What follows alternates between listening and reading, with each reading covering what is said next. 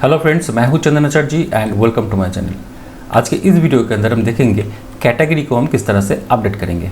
इससे पहले वाले वीडियो पे हम लोगों ने देखा था कैटेगरी हम किस तरह से बाइंड करते हैं। तो अभी इस वीडियो के अंदर हम जो करने वाले हैं वो है, जब भी हम इस अपडेट बटन पे क्लिक करेंगे, कैटेगरी नाम हम कुछ भी लिख के, तो ये डेटा डेटाबेस के अंदर ऑटोमेटिकली चेंज हो जाएगा या फिर अपडेट हो जाएगा। तो वो हम करना चाहते हैं। तो आइए वीडियो को शुरू करते हैं। सबसे पहले हम जाएंगे web.php के अंदर एंड यहाँ पर जाके हम एक राउट बनाएंगे। ये कौन सा राउट होगा? ये पोस्ट राउट होगा, क्योंकि हम डेटा सर्वर पे पोस्ट कर रहे हैं या फिर अपडेट कर रहे हैं। ठीक है, तो हमने क्या किया, हमने एक पोस्ट राउट क्रिएट किया है। अब राउट का जो URL होगा वो होगा कैटेगरी देन अपडेट एंड यहाँ पर हमें एक आईडी भेजना है कि कौन से वाले आईडी से हमें डेटा को अपडेट करना है। तो वो आईडी हमें यहाँ पर एज ए पैरामीटर पास करना है। ठीक है, देन यहाँ पर है कैटेगरी कंट्रोलर, क्योंकि जो कंट्रोलर के अंदर हम काम कर रहे हैं वो कैटेगरी कंट्रोलर है एंड उसके अंदर जो मेथड हम बनाएंगे वो है अपडेट, क्योंकि ये अपडेट पर्पस यूज़ हो रहा है फंक्शन नेम, तो इसीलिए हम इस मेथड या फिर फंक्शन का नाम हम अपडेट रखेंगे। एंड ये जो राउट है इसकी जो नेम है वो होगा कैटेगरी डॉट अपडेट। तो हमने क्या किया, हमने एक पोस्ट राउट क्रिएट किया है जिसका URL है /category/update एंड देन आईडी, कौन से आईडी से हमें इसको अपडेट करना है। देन यहाँ पर हम कैटेगरी कंट्रोलर यूज़ कर रहे हैं एंड देन उस कैटेगरी कंट्रोलर के अंदर हम एक मेथड बनाएंगे जिसका नाम होगा अपडेट एंड इस राउट का हमने जो नाम दिया है वो है कैटेगरी डॉट अपडेट। तो आइए एक अपडेट नाम का हम एक फंक्शन हम यहाँ पर क्रिएट कर लेते हैं, public then function update and हमने ब्रैकेट यहाँ पर स्टार्ट किया। अब यहाँ पर हमें दो पैरामीटर रिसीव करना है, एक होगा रिक्वेस्ट $request एंड दूसरा होगा आईडी, कौन से वाले आईडी से हम इसको अपडेट करेंगे। ये जो रिक्वेस्ट है ये इसके लिए आपको ये वाला जो नेम स्पेस है इसको आपको इंपोर्ट करना है, illuminate http and then request. ये हमने कर दिया। अब हम चलते हैं अपने edit.blade.php के अंदर। तो ये जो क्रिएट फाइल है इसकी हमें ज़रूरत नहीं है, इसको मैं क्लोज कर देता हूँ। आप देख सकते हैं फ्रेंड, यहाँ पर हमें फॉर्म चाहिए, फॉर्म ऑलरेडी है क्योंकि हमने कॉपी पेस्ट किया था। अब इस फॉर्म में एक्शन के अंदर हमें राउट का नेम स्पेसिफाई करना है। तो जैसा कि आपको पता है कि अपडेट के लिए हमने जो राउट क्रिएट किया था उसका जो नेम है वो है कैटेगरी डॉट अपडेट। तो यही राउट नेम हम यहाँ पर यूज़ करेंगे, category dot update and then यहाँ पर अगर हम अपने web.php के अंदर जाएंगे तो आप देख सकते हैं यहाँ पर आईडी एज ए पैरामीटर जा रहा है। तो हमें अपने इस फॉर्म से इस आईडी को एज ए पैरामीटर भेजना होगा। तो जैसे कि आपको पता होगा कि अगर हमें कुछ भी एज ए पैरामीटर नेम राउट के साथ भेजना है तो हमें इस तरह से भेजना होता है। तो यहाँ पर जो आईडी होगा वो किस तरह से हमें रिसीव होगा, इस कैटेगरी वेरिएबल के थ्रू एंड देन आईडी। ठीक है, ये कैटेगरी वेरिएबल कहाँ से मिल रहा है? आपको पता होगा कि हमने इस edit.blade.php के अंदर हमने इस कैटेगरी वेरिएबल को पास किया था एज ए कॉम्पैक्ट के थ्रू।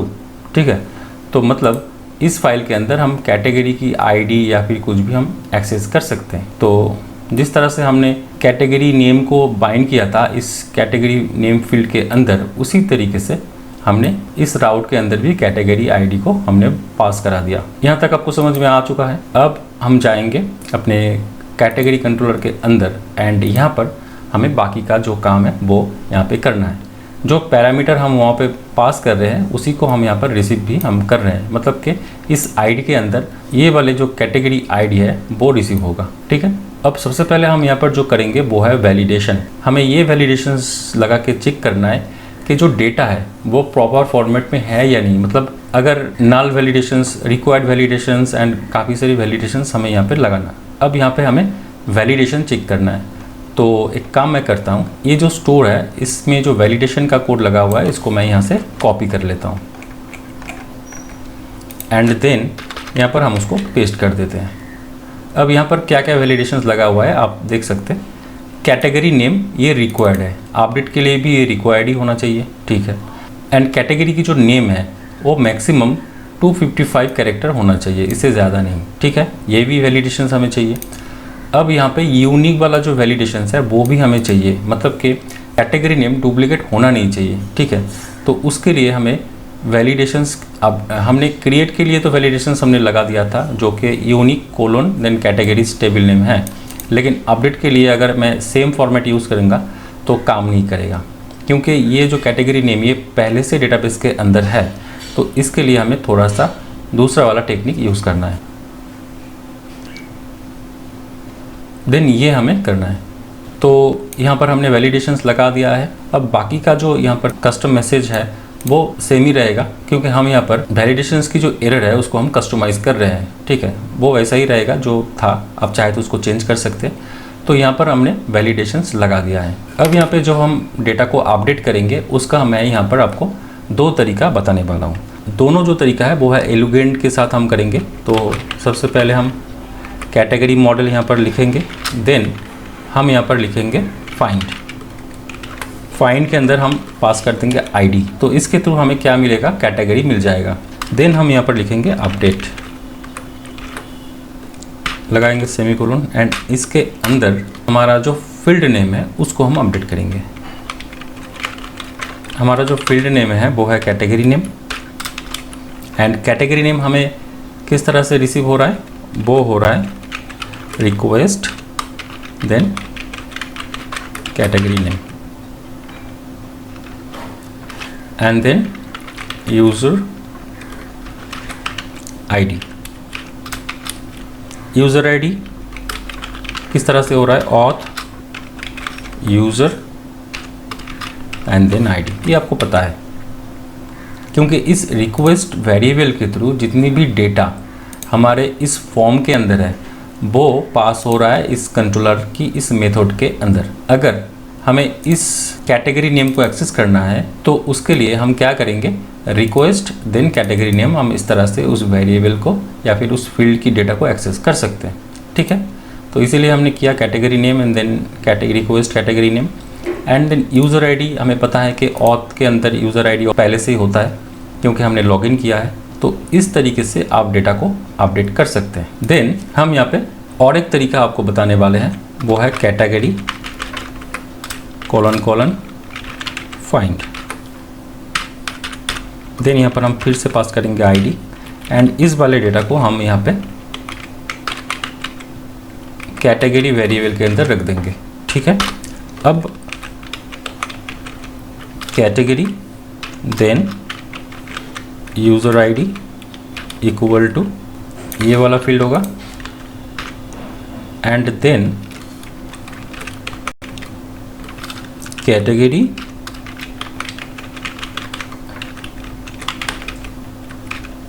नेम इक्वल टू ये होगा एंड देन कैटेगरी सेव। हम इसको सेव करेंगे। यहाँ पर मेक श्योर करें ये सेमीकोलन हो।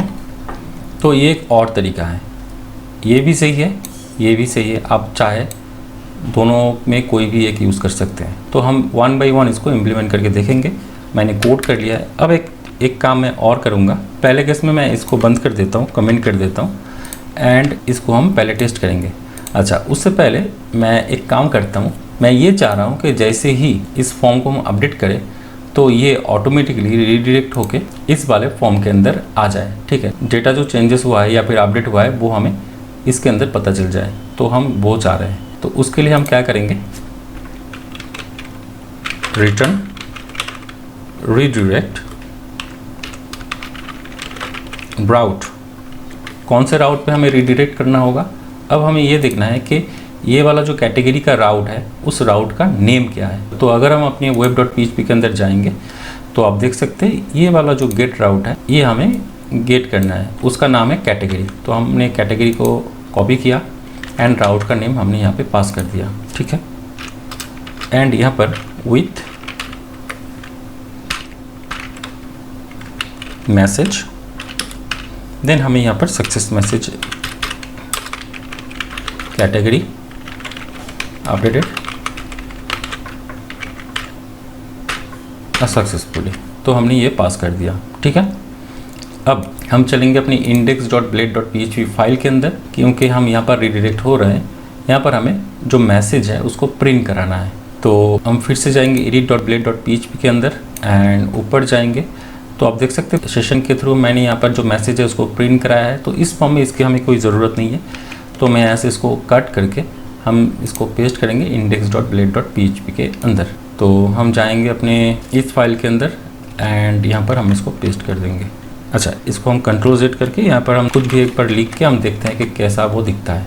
ये इस तरह से आ चुका है, पर हम इस तरह से नहीं चाहते। हम इसको यहाँ से डिलीट करते हैं, इसके अंदर करके हम देखते हैं। तो ये ठीक है, मैं इसको यहाँ से डिलीट करके मैं इसको यहाँ पे प्रिंट कर देता हूँ। इसको थोड़ा सा अरेंज कर लेता हूँ। तो आइए अभी इसको टेस्ट करते हैं। सबसे पहले ये जो टेबल है इसको हम एडिट पे क्लिक करते हैं, तो ये आ चुका है एडिट पोर्ट पे।